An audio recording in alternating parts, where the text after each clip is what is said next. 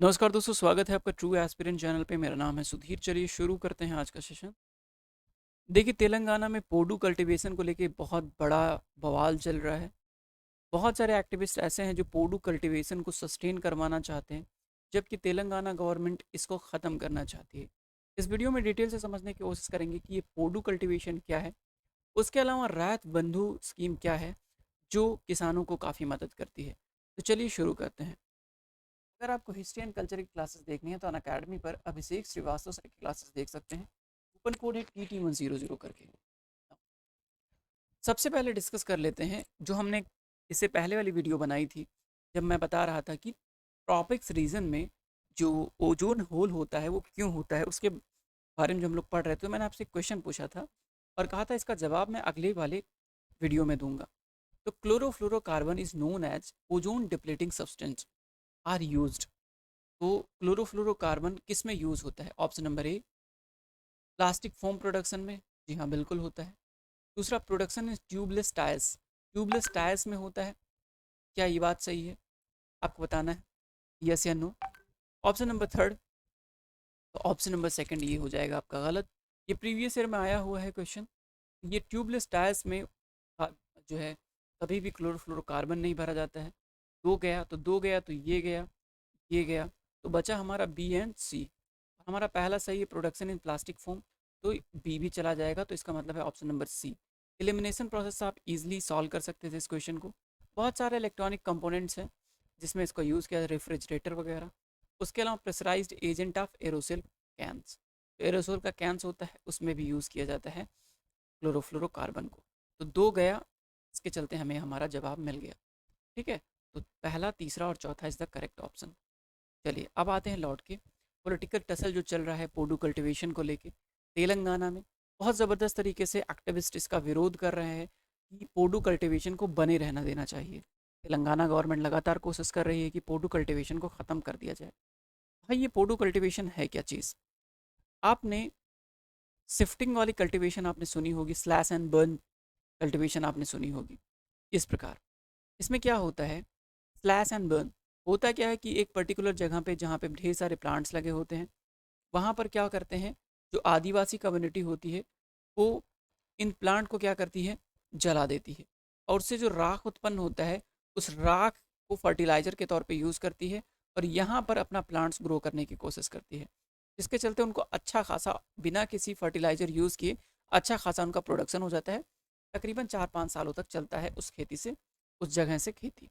उसके बाद ये क्या करते हैं, ये जगह छोड़ देते हैं, अगले जगह मूव कर जाते हैं। सपोज़ कि ये जगह यहाँ पर उत्पादन हो गया, जितना इसका फर्टिलिटी था वो ख़त्म हो गया। अब ये मूव करके आगे चले जाएंगे। अब इस जंगल को जलाएंगे, इससे राख मिलेगी उसको फर्टिलाइज़र के तौर पे यूज़ करेंगे और यहाँ पर कुछ दिन तक प्रोडक्शन करेंगे। अब यहाँ वाली जो लैंड थी, यहाँ पर धीरे धीरे फिर से प्लांट आने स्टार्ट हो जाएंगे और फिर से ये हरा भरा हो जाएगा और फिर ये वाला एरिया बंजर हो जाएगा। फिर ये आगे बढ़ेंगे। इस प्रकार जो है slash and burn technology use करते हैं और अपनी जो है क्रॉप की नीड को फुलफिल करते हैं। कट एंड बर्न टेक्नोलॉजी, बहुत बहुत अलग अलग नामों से इसको जानते हैं। तो क्या होता है, secondary forest, primary forest and secondary forest, कुछ किसी को भी ये क्या करते हैं, जला देते हैं, कट करते हैं, बर्न करते हैं।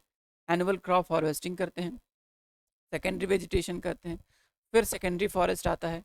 ठीक है, और उसके बाद ये यहाँ पे रह जाता है, ये बड़ा हो जाएगा, फिर इसको काट देंगे, फिर स्लैश एंड बर्न, फिर क्रॉप उत्पादन। इसी प्रकार ये साइकिल चलते रहता है। नेचुरली भी इनको किसी प्रकार के फर्टिलाइजर की ज़रूरत नहीं पड़ती है। यही टेक्नोलॉजी को, यही पद्धति को बोलते हैं पोडू कल्टीवेशन। अलग अलग रीजन, देखो अलग अलग रीजन में अलग अलग नामों से इसको जाना जाता है। झूम कल्टीवेशन के नाम से भी जाना जाता है। तो पोडू एक ट्रेडिशनल सिस्टम है कल्टीवेशन का। एक मिनट, हाईलाइटर ले। तो पोडू एक ट्रेडिशनल सिस्टम है कल्टीवेशन का जो यूज़ किया जाता है इंडिया के साउथ इंडियन रीजन में।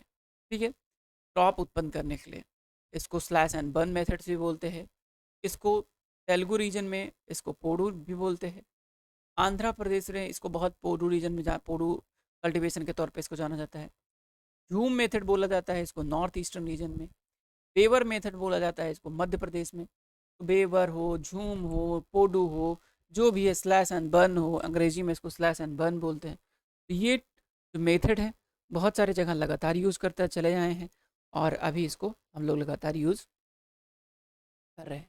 तेलंगाना गवर्नमेंट ने 2021 में डिसाइड कर दिया था कि मूव करेंगे लैंडलेस नॉन ट्राइबल फार्मर्स को, जो शिफ्टिंग कल्टीवेशन में इंगेज है फॉरेस्ट रीजन में, उनको अलग दूसरे जगह पर मूव कर देंगे और उसके बाद जो डिफॉरेस्टेशन है उसको जो है कम्बैट करने की कोशिश करेंगे।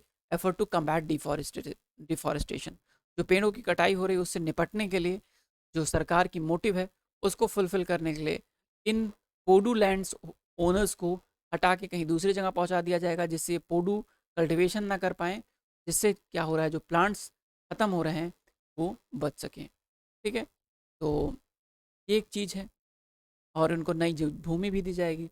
शिफ्टिंग कल्टीवेशन भारत में नया नहीं है, मैंने पहले भी बताया कि मध्य प्रदेश में मेवर इसको बोला जाता है, आप याद रखना। कोडू आंध्र प्रदेश और उड़ीसा रीजन में, पूनम पूनम के नाम से भी इसको जाना जाता है केरला में, झूम के नाम से इसको असम में जाना जाता है।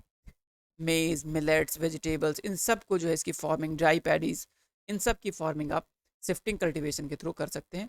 और भारत का जो एक इतिहास रहा है वो यही रहा है कि भारत बहुत लंबे अरसे तक शिफ्टिंग कल्टीवेशन पर डिपेंड रहा है। ठीक है, जब तेलंगाना गवर्नमेंट ये पोडू कल्टीवेशन को ख़त्म करने की कोशिश करी तो उन्होंने कहा कि पर एकड़ हम लोग कितना पैसा देंगे, तकरीबन 3 लाख रुपए पर एकड़ हम लोग देंगे जो लोग इसमें इन्वॉल्व थे, और स्टेट वाइड एलोकेशन किया जाएगा ट्राइबल को, और जो लोग पोडू कल्टीवेशन से जुड़े हुए थे उनको अलग भूमि प्रोवाइड की जाएगी, फर्टिलाइजर्स की मदद से वो अपना प्रोडक्शन करें, ऑर्गेनिक खेती करें, लेकिन इस प्रकार प्लांट्स को ना जलाएं। इस प्रकार को प्लांट्स को जलाने का कोई मतलब नहीं है, इससे नेचुरल इम्पैक्ट बहुत ज़्यादा होगा और आने वाले समय में इन्वायरमेंटल चैलेंजेस खड़े हो सकते हैं। तो इसके चलते तेलंगाना गवर्नमेंट ऐसा कुछ कर रही है।